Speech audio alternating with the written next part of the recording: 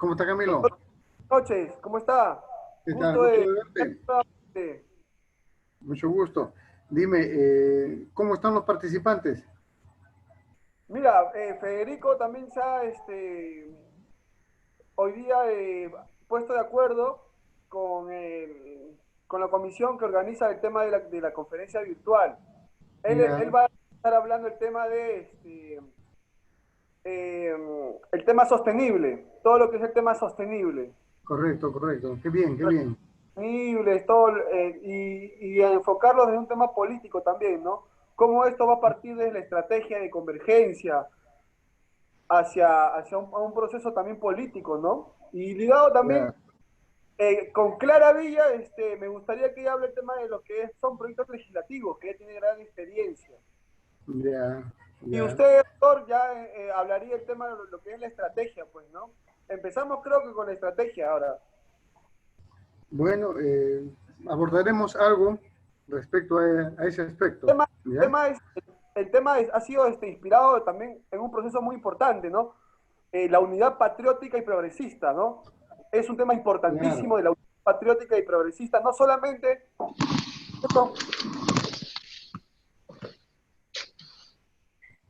Sí, no solamente escucho. integrantes políticos, sino también ampliar esta unidad, ¿no?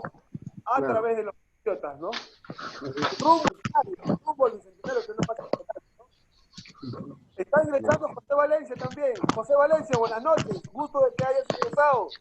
Estamos al ¿Qué lado de tal? ¿Cómo Hernán. está? ¿Qué tal? ¿Cómo estás? Sí, acabo de ¿Cómo está conectarme. José? ¿Qué tal? ¿Cómo estás? Mucho gusto, José. Mucho gusto de que estemos participando en esta videoconferencia. Oye, sí, sí, sí, de todas maneras no Bueno, podía fallar. ¿podemos empezar? Qué bien, qué bien. Te agradecemos siempre tu participación. Ok. José ¿Empezamos? Valencia, que te presentes. ¿Mm? No, no, no es necesario, porque ya me has presentado en algunas otras oportunidades. Claro, No, Lo sí. más importante es, a José Valencia. Sí, sí. claro, claro, José Valencia es un compañero destacado economista, ¿no? Bueno, este, bueno, quiero nuevamente reiterar mis felicitaciones por todo por todas estas actividades que se vienen realizando. Creo que es muy importante y bueno, yo gustoso de participar en todo lo que esté a mi alcance. Y el tema de hoy día es muy importante. Sabía que Hernán iba a exponer y bueno, recién acabo de llegar del trabajo y me estoy incorporando. Gracias. Doctor Hernán, por favor, inicie la cátedra. Bueno, aquí empezamos. Bueno, eh, cuando hablamos de estrategia, nos referimos al camino que hay que seguir. Al camino que hay que seguir, pero en función de objetivos fundamentales. Entonces, la estrategia marca ese camino. La estrategia nunca ha sido la misma. La estrategia ha variado en la historia del Perú. Últimamente nosotros en el documento central señalamos de que la estrategia está determinada por la vía constitucional y democrática. Ese es el camino que hemos señalado dentro de lo que significa la vía estratégica que vamos a desarrollar. Eh, pero en la década del 70, la década del 60, ¿no? Corrientes que desarrollaron otra, en la cual nosotros también estuvimos inmersos, era una estrategia de lucha por el poder, que implicaba necesariamente un desencadenamiento por la vía, ¿no?, revolucionaria. Pero esta no es la única estrategia en la vida del Perú. Y cuando hablamos ya del proyecto hacia el bicentenario, es muy importante hacer un recuento histórico para ver que en la vida del Perú también han habido otros caminos estratégicos, pero que necesariamente no han llegado a resultados victoriosos. Nos acercamos a 200 años, ¿no?, de lo que significa para los peruanos, ¿no?, el nacimiento de una nueva república. en el Perú, el nacimiento de la República en el Perú. Pero su antecedente más importante está en la emancipación que desarrolla Túpac Amaru II. Túpac Amaru II que desarrolla una lucha que se da básicamente en 1780.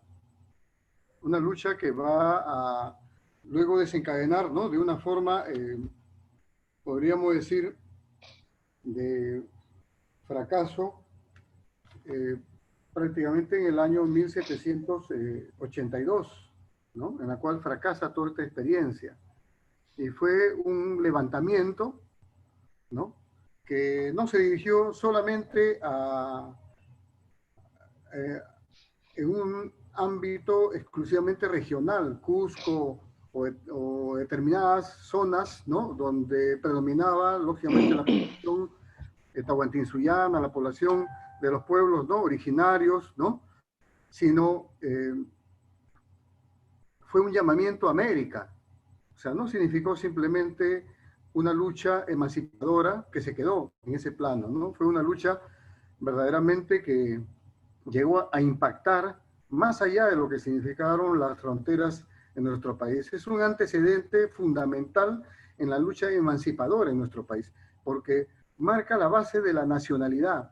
Toda nacionalidad se forja sobre la base de un imaginario que se tiene como base esa lucha heroica, esa lucha que llevó adelante, es una lucha anticolonial en primer lugar, y en segundo lugar significa una lucha por la restauración de lo que significaba los verdaderos herederos, los verdaderos representantes que daban continuidad a la vía nacional por lo que significaba la vía también civilizadora propia. Esto es derrotado, ¿no?, pero sigue vigente para mí históricamente. Por eso que cuando hablamos hacia el Bicentenario, debemos reconocer nosotros que en la base del Bicentenario no podemos quedarnos, sino debemos remarcar que está más allá de eso la lucha emancipadora de Túpac Amaru, que es el que marca la nación peruana, que eso es lo fundamental, porque significa una experiencia heroica de unidad, que no solamente fueron de tahuantinsuyanos, de mestizos y hasta criollos. Era una lucha contra el control comercial que tenían, lógicamente, los corregidores de esa época, ¿no? Una lucha que demostró, pues, toda la insanía de un grupo colonizador aquí en el Perú, que desarrolló, pues, genocidio y genocidio, ¿no?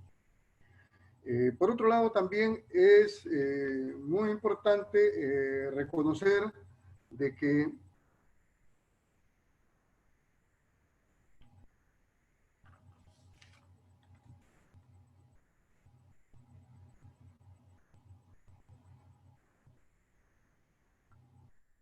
cómo se sella la independencia del Perú. La independencia del Perú se sella, ¿no?, básicamente en el 1824, con la batalla de Ayacucho el 9 de noviembre de 1824. Y hay que recordar que en enero de 1824 se da un decreto por Bolívar, el famoso decreto de la pena de muerte contra todos aquellos que cometan malversación y apropiación de fondos públicos. Se da en un momento justamente de lucha por derrotar, pues, efectivamente, porque hay que señalar que en el 24 se sella y efectivamente se produce, ¿no?, la derrota del colonialismo, ¿no?, español en el Perú.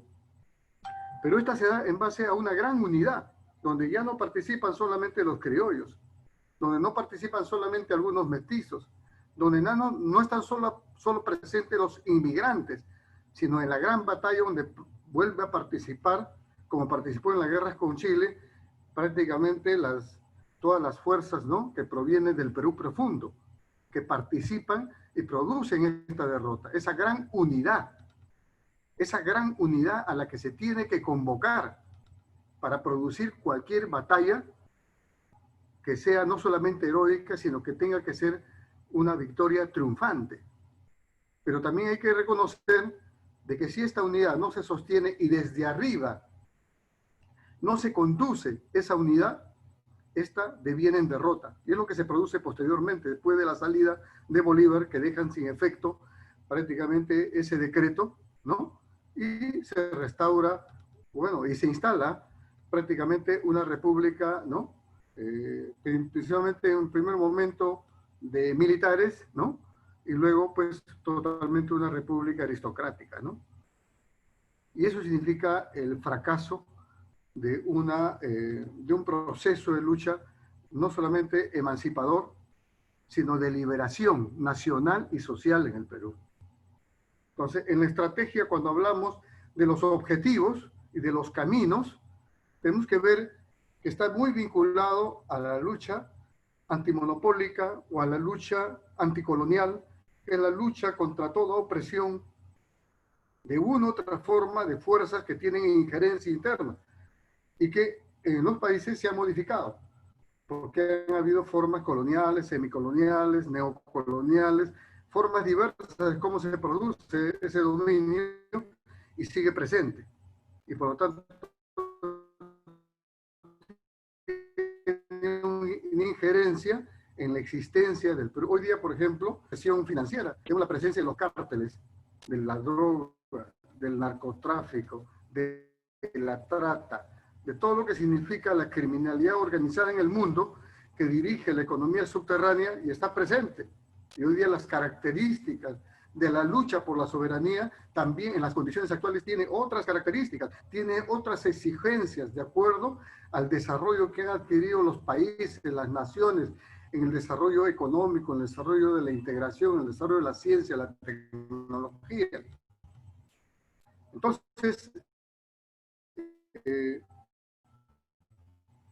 la estrategia está referida al camino, pero la victoria no solamente requiere la unidad, no solamente requiere objetivos, requiere que también conduzcan esa estrategia quienes van a llevarla hacia el momento histórico determinado.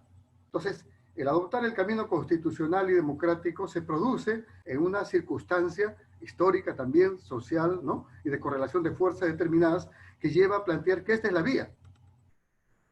Lo cual no significa de que el pueblo no esté desarrollando acciones de lucha, esté desarrollando acciones de emergencia, esté realmente respondiendo frente a una situación de profunda desigualdad, de profunda exclusión, ¿no?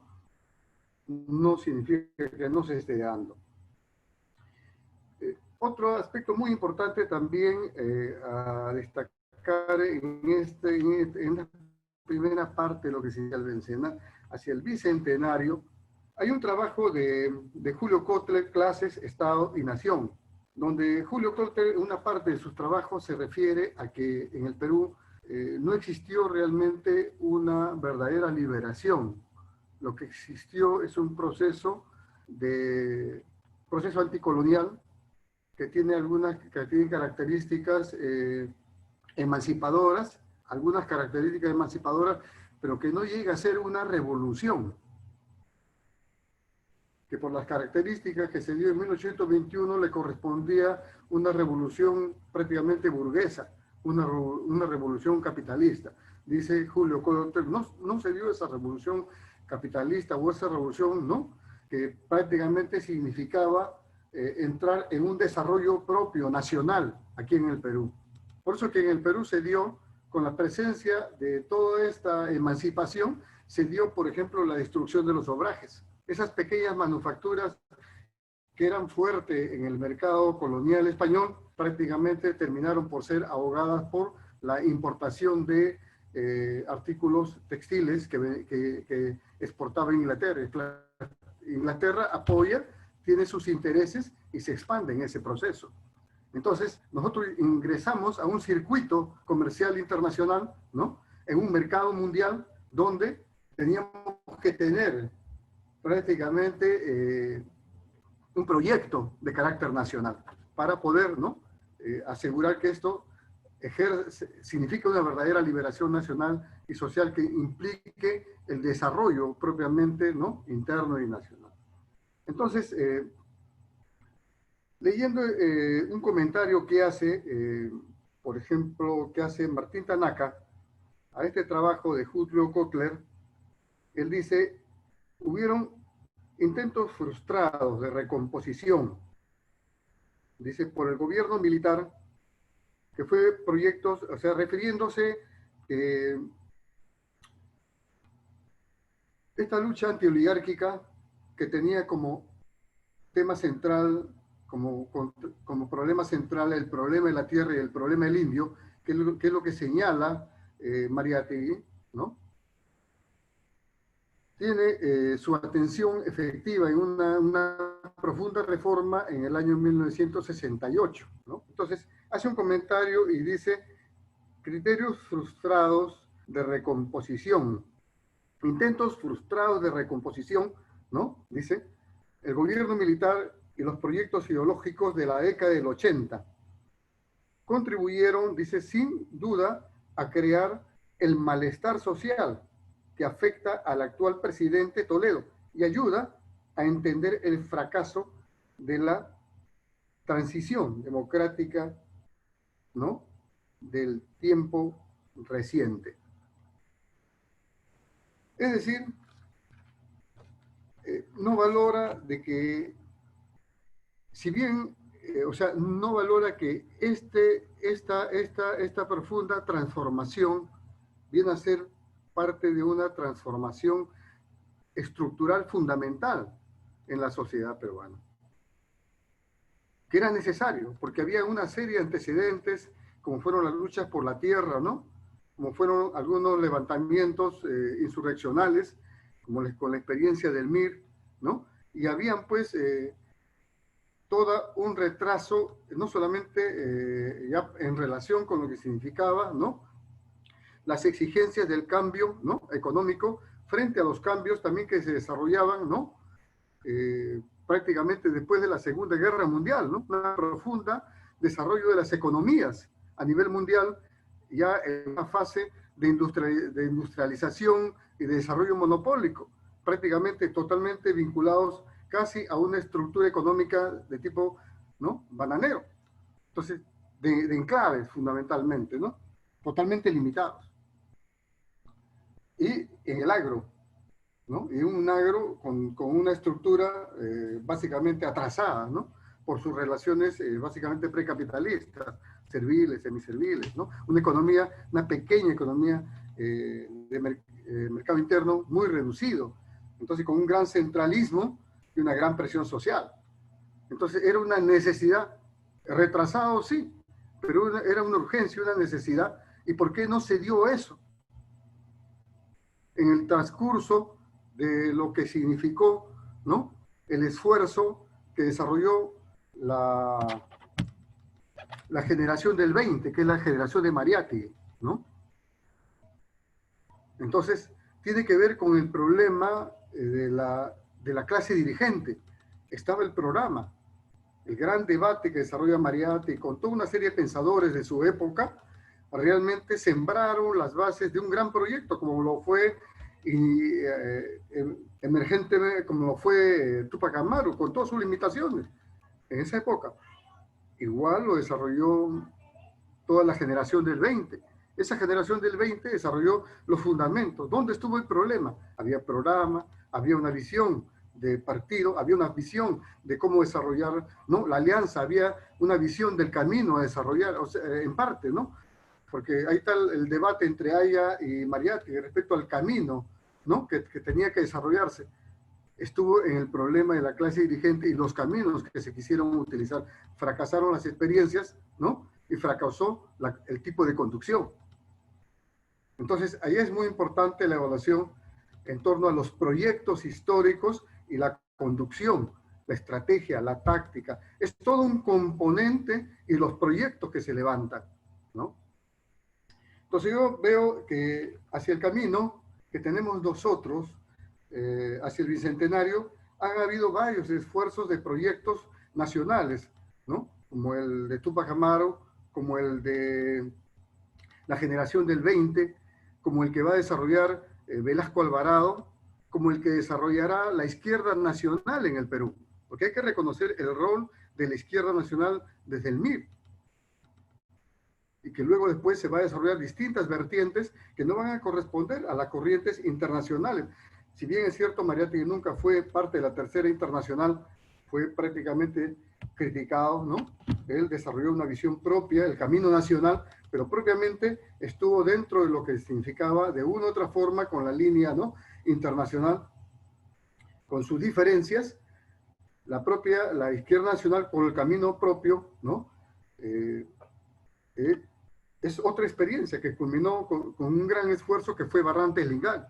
Y de esa izquierda que nosotros conocemos, que ha desarrollado distintas vertientes, que han tratado de culminar en un proyecto de victoria, ahora vemos pues, muchas dificultades, ¿no? Fracturas, ¿no? Falta de unidad, encontramos, pero eso no quiere decir de que nuestras contradicciones sean pues totalmente, ¿no?, irreconciliables, conforme creo que algunos miembros de Convergencia lo han señalado. Pero el campo de solución de los problemas sigue siendo el campo patriótico y el campo progresista. ¿Por qué? Es la otra parte, ¿no?, que tenemos que ver. Entonces, en la segunda parte yo quería tocar la visión del Perú al 2050 y cómo trato de hacer una reflexión para un debate que nosotros tenemos que empezar a realizar. Voy a leer lo que se plantea en sus 5 puntos centrales, ¿no? Y básicamente lo que hay que poner en acento, cuando menos empezar a desarrollar este debate, que es muy importante. Lo hemos planteado en los materiales. Un primer punto dice, ¿no? Las personas alcanzan, dice, su potencial en igualdad de oportunidades y sin discriminación para gozar de una vida plena. ¿Cuándo es la pregunta que hago? ¿Cuándo dejará de ser eso un discurso? Igualdad de oportunidades siempre se ha dicho. Igualdad de oportunidades también se ha planteado frente a la ley. Pero igualdad de oportunidades con una gran desigualdad, y somos parte de los países de Latinoamérica con la más alta desigualdad frente al mundo, ¿no? ¿Cuándo? Entonces, desde el punto de vista programático, parece que hay que señalar la igualdad de condiciones que permitan la igualdad de oportunidades.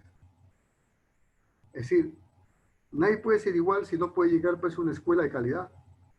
Nadie puede ser igual en condiciones reales, si no tiene condiciones, ¿no?, que le permite una alimentación. Si no tiene una alimentación en la primera fase de su edad, ¿no?, un tratamiento, ¿cómo va a llegar esa persona, ¿no?, que se está formando en condiciones desventajosas? Si sus condiciones y su entorno social, ¿no?, está plagado por profundas ineficiencias, ¿no?, producto de la crisis familiar, de la falta de trabajo, la inestabilidad, la migración, en fin, no hay condiciones. Tiene que haber igualdad de condiciones, que el Estado es el único capaz de proteger esa igualdad de condiciones. Condiciones básicas que tienen que existir. No puede existir, pues, una profunda desigualdad donde prácticamente donde tenemos ante la ley, supuestamente, ¿no?, derechos ganados en el trabajo, pero seguimos terciarizando, seguimos sin concursos, los trabajadores siguen sin pagos, ¿no?, impagos, a pesar que están, como lo vemos ahorita en el sector salud, ¿no? ¿Cuándo?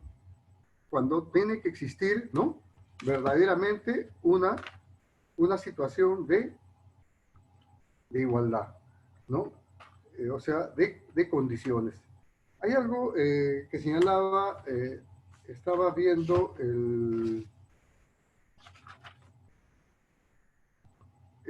una pequeña nota que se hace a través de la iglesia, que es de Gustavo Gutiérrez,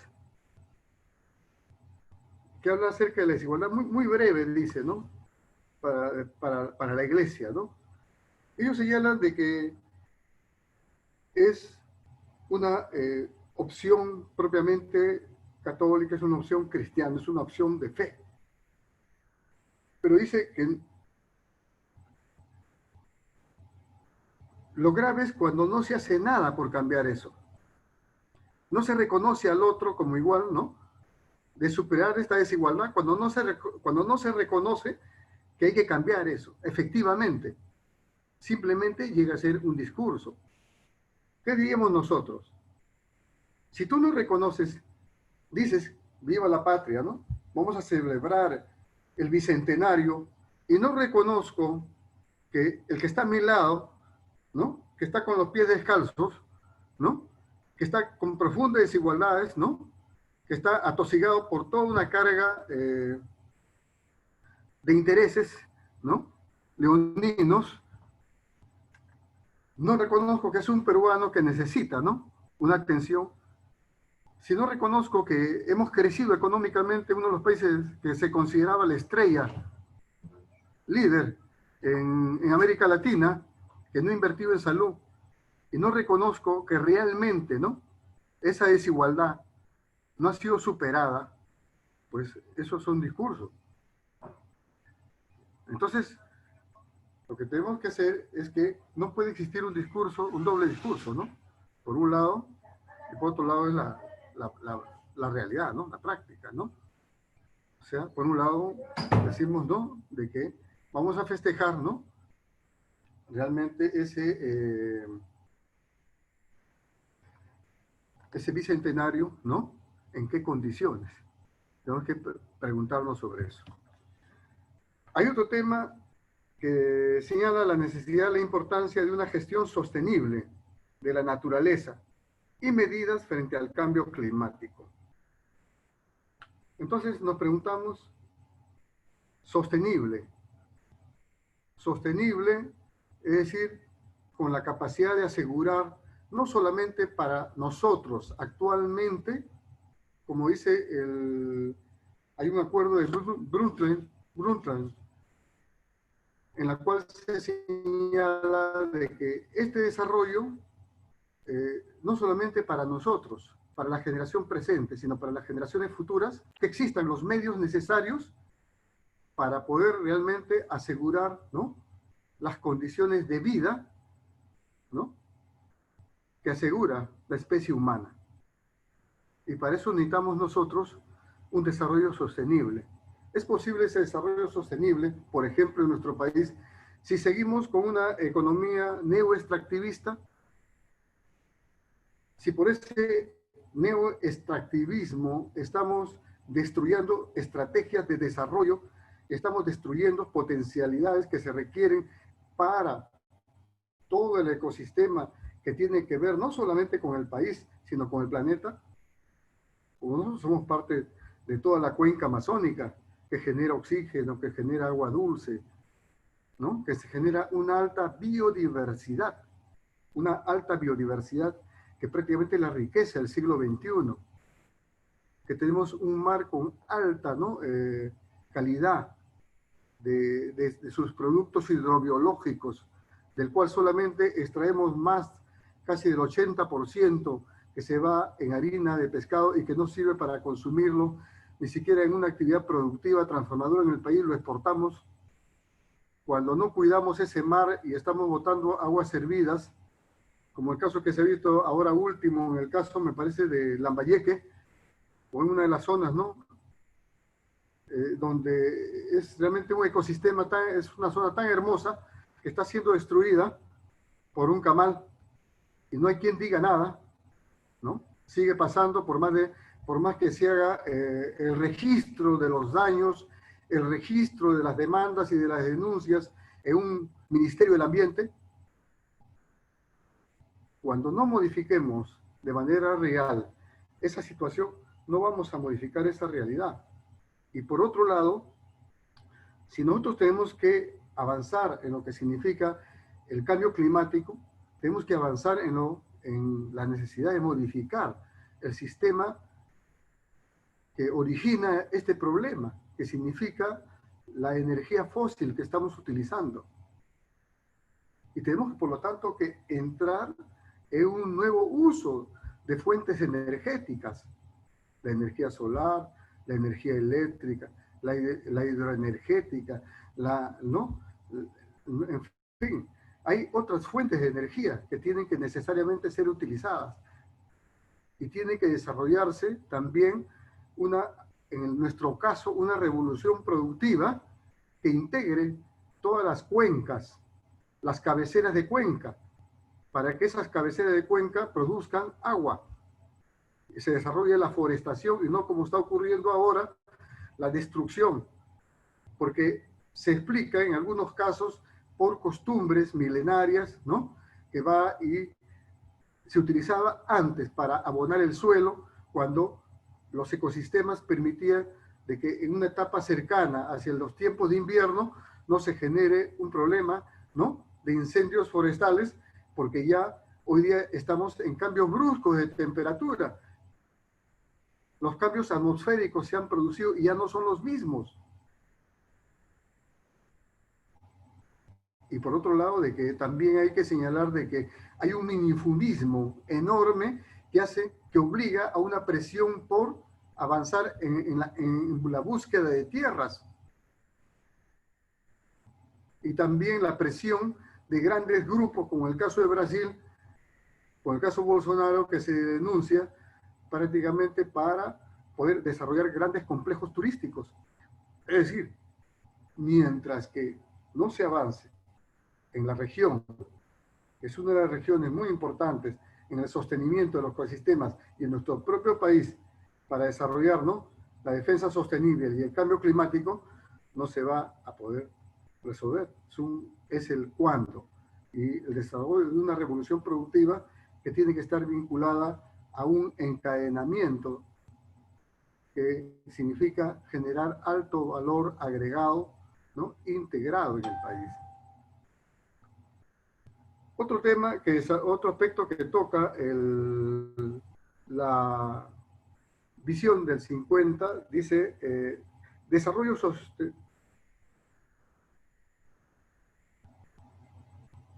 Ya hemos visto esa parte, dice, el desarrollo, dice, sostenible también, ¿no? Dice, con empleo digno y en armonía con la naturaleza. Cuando protejamos, aquí yo respondo, digo, cuando protejamos la intangibilidad de los recursos del agua en cabeceras de cuenca, la riqueza de la biodiversidad del siglo XXI, y desarrollemos la ciencia y la tecnología integrada a la vida, la producción y las nuevas fronteras tecnológicas. Acá es muy importante el desarrollo de las nuevas fronteras tecnológicas, porque hoy día en las nuevas fronteras tecnológicas está el uso de la nueva tecnología de materiales, ¿no? Está el uso de las nuevas energías, ¿no?, de la plasma, ¿no?, las nuevas energías que se tienen, ¿no? Es decir, el avance en las nuevas ciencias, ¿no?, que se vienen desarrollando. El otro punto 4 dice la sociedad democrática, pacífica, respetuosa de los derechos humanos, la libre estar libre del temor y de la violencia.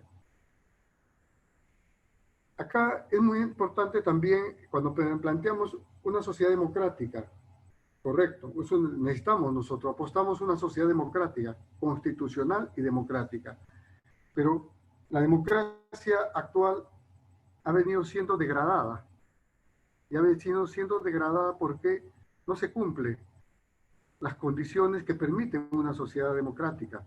Su institucionalidad está teñida por la impunidad. Su institucionalidad está teñida por la ineficiencia.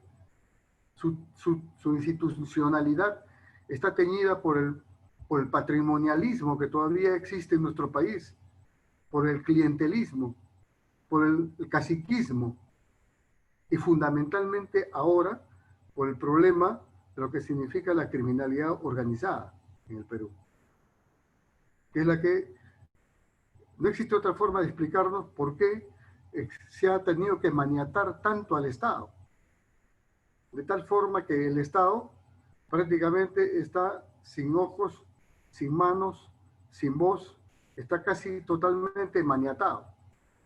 Maniatado para, y eso es lo que permite la porosidad del Estado, la existencia de lo que llamamos actores malévolos que pueden actuar dentro de la legalidad y la ilegalidad, donde hace solamente, creo que solamente en este gobierno, pero en este Congreso recién últimamente han aprobado darle mayor flexibilidad a la unidad financiera para que puedan ser no solamente autorizadas por el Poder Judicial, sino a otras entidades, ¿no?, del Estado que tienen que realizar actividades de, ¿no?, del ingreso en lo que significa la inteligencia financiera. Pero hoy día no solamente basta pues la inteligencia financiera. Hoy día yo creo de que el Estado tiene que ser un Estado donde su eje no puede estar vinculado a la actividad privada. Los servidores públicos no pueden ser prácticamente la puerta giratoria. Los servidores públicos deben ser básicamente servidores de carrera, bajo estricta responsabilidad. Y los servidores y funcionarios, y principalmente funcionarios públicos, deben estar sujetos al control de sus cuentas bancarias y al control de sus comunicaciones. Porque es la única forma en que prácticamente este sistema tiene que entrar a cambiar. Porque no puede haber, cambios si es que no se cambia el sistema de cómo está estructurado el Estado. Hoy día, por eso se ha destruido en el Estado lo poco que se tenía. El problema de la criminalidad organizada tiene que ver con el problema de identificar que el factor que está no es el Estado, no es solamente el funcionario, sino es el empresariado que hace lavado de activos, que está vinculado al lavado de activos. Ese empresariado es el principal responsable. Y ese empresariado que es el que articula y produce la domesticación, o ha colocado a sus representantes al interior para jugar con opciones que le permiten pues ventaja en todos los terrenos. Entonces necesitamos transformar en ese sentido el Estado. Tiene que ser un Estado que no sea poroso, que no esté maniatado. Pero por otro lado, ¿qué necesitamos? Necesitamos que la democracia sea también protagónica e integral. Si bien es cierto que los medios de comunicación masiva han desarrollado lo que se llama la prensa, han desarrollado lo que se llama el periodismo de investigación, pero me pregunto, y debemos preguntarnos, ¿qué hace la Contraloría? ¿Qué hace la Procuraduría? ¿Qué hace el Ministerio Público? Si tiene que estar denunciándose a través de la televisión,